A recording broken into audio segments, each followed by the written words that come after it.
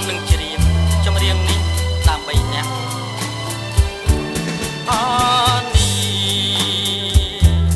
រាត្រីដែលរៀមបានជួបថ្លៃរាត្រី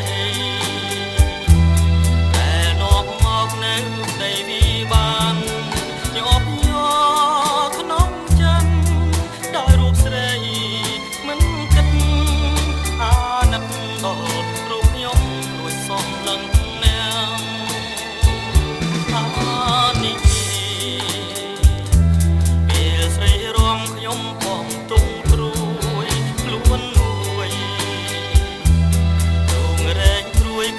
ក្រំខ្លោចសាយ៉ាងណាប្រាថ្នាសូមតែចិត្តខាងក្តីបាត់ថ្លៃមិនបែកតែសូមស្រីមេត្តាយំឈរគៀនលួចគុណខាងត្រាចូលឃើញតារាដែលរសាឆ្ងាចឹងរៀប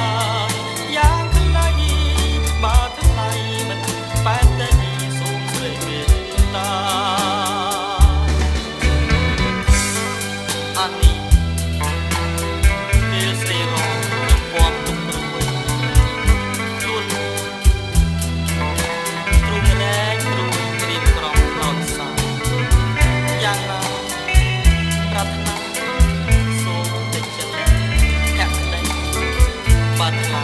មិនបែកទេ